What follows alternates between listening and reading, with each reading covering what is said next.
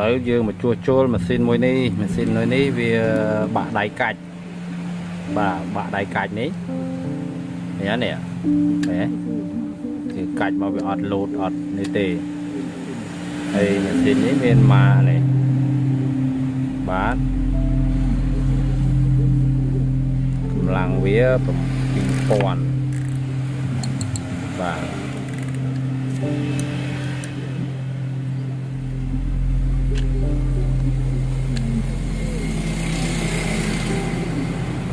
bạ đáy cách lấy dương thưa đáy cách trong làng Vinh rồi xa việc bạ bạn chấn dương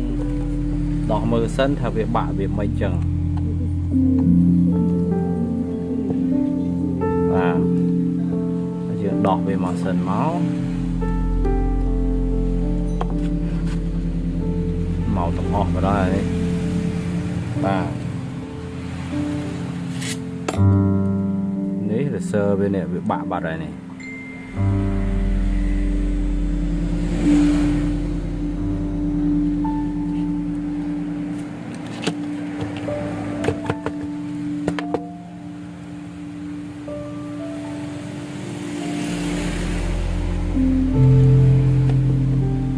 chẳng dương thử bột là sơ này làm vinh trường mưa thân thà về nơi việc bệnh chẳng á của này bạ bạt đấy bạ hay chủ bạt thế là giờ đang thà về và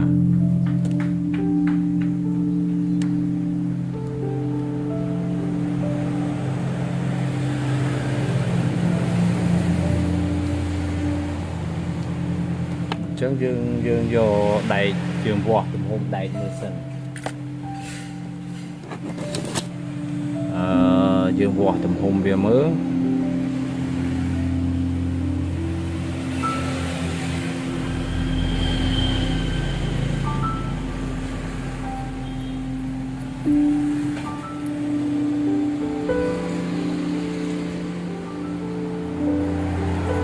bà nè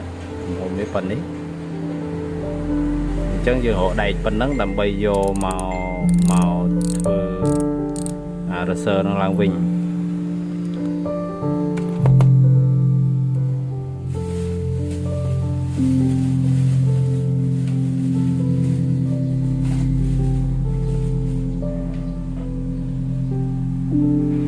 dương lô về máu dương lô hồn đi mới là hồn về phần ấy dương chẳng dương hồn về màu hay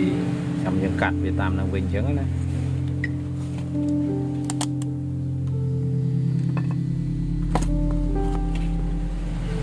dương hùm biết thì dương cho mà lên chặt tục sân bạn dương hùm tới vì nè mà chứ đặt nè thế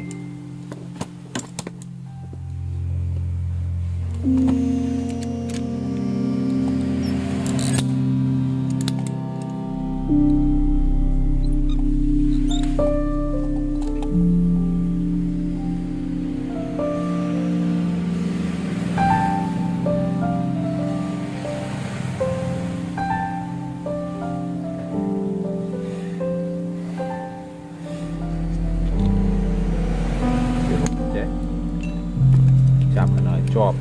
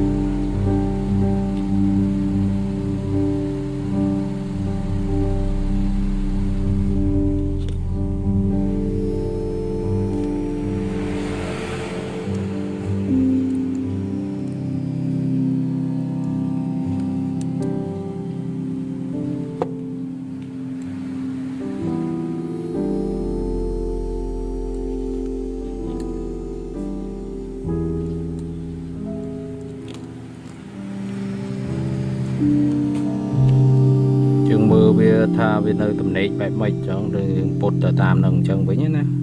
và chẳng dương đã về tới việc xa thì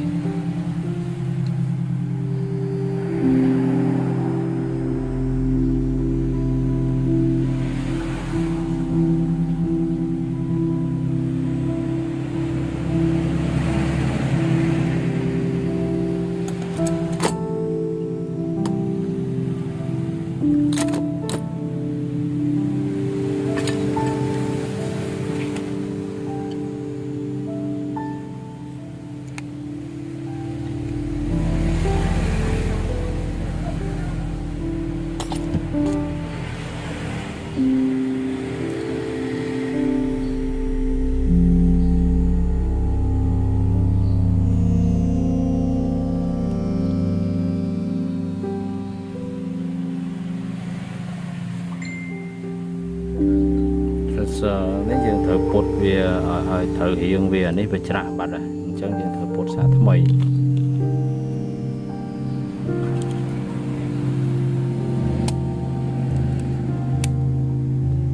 dương là bởi vì thử chẳng dương là bởi vì mong của mình dương là bởi tới khỏi tới chẳng về phải trả chẳng dương bột tới về thử tầm này về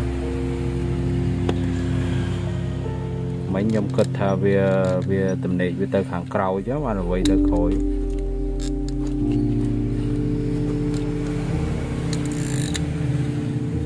chân lương này là vậy mà một chạy bình mình là vậy thời khối về đã tới về bạch trà bà này mờ mà này còn đong tiền nữa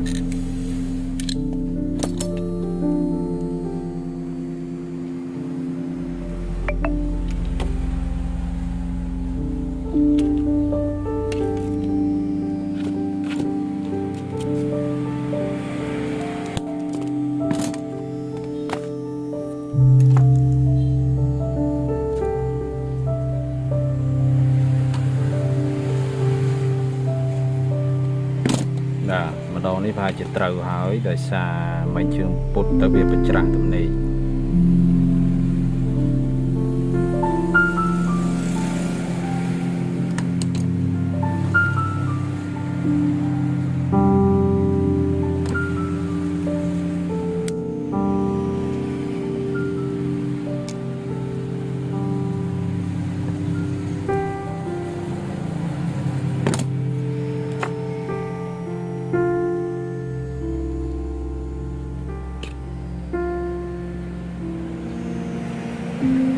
trường vọt cây về nâng máu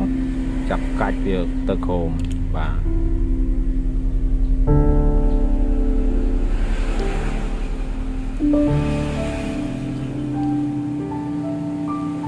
cạch cày nó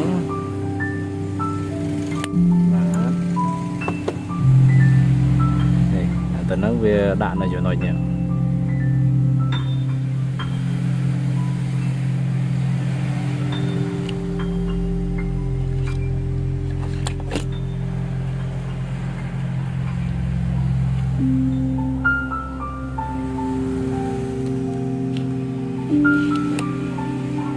máu dương cạch cây khang lơ mà đòn khang lơ nó cứ vía cây chanh mà khang cày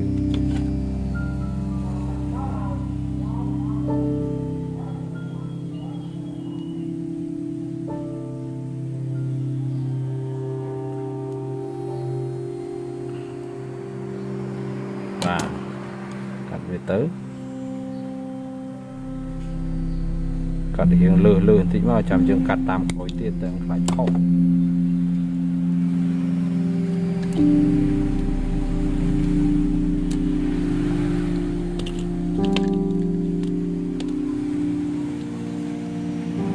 mấy việc tư đầy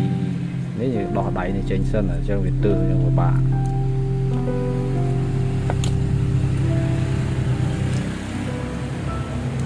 nếu ở sân nò cái đã thằng của màu việc khung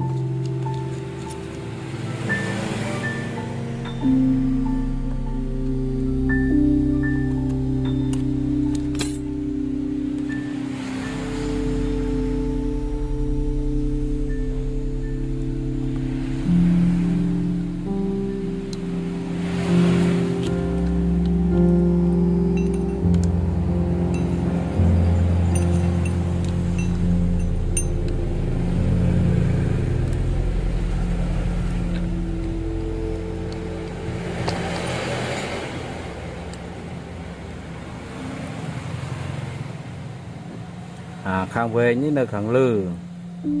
cắt ở đây tí tiết mình để xa này tới về chùl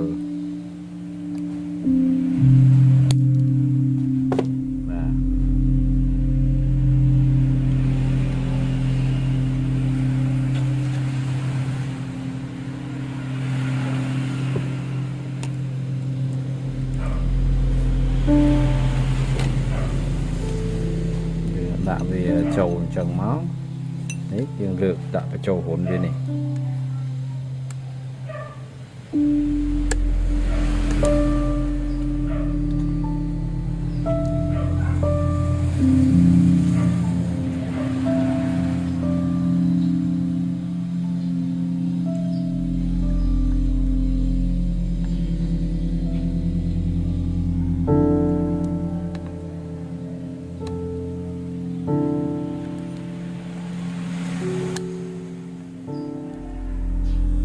đã về chân máu dương chắp sao từ vĩnh tầm bây giờ cạch xạ là bò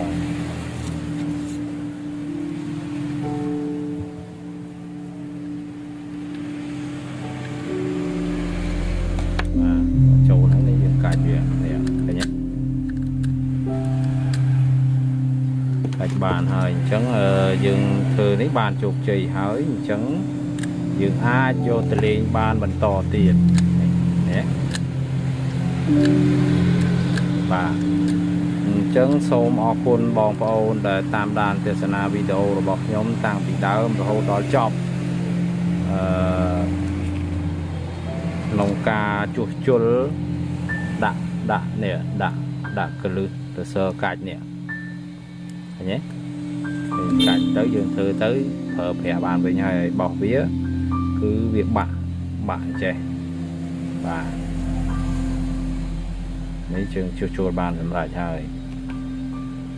trường đã châu nó vĩnh chạp chơi từ bình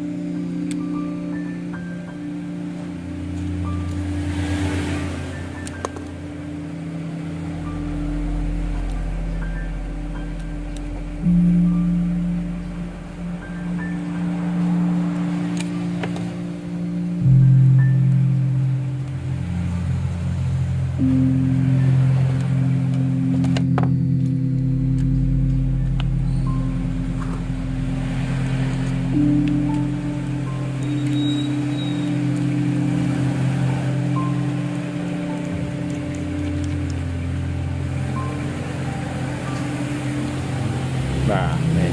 bàn dương cạch về mà xả mới này cạch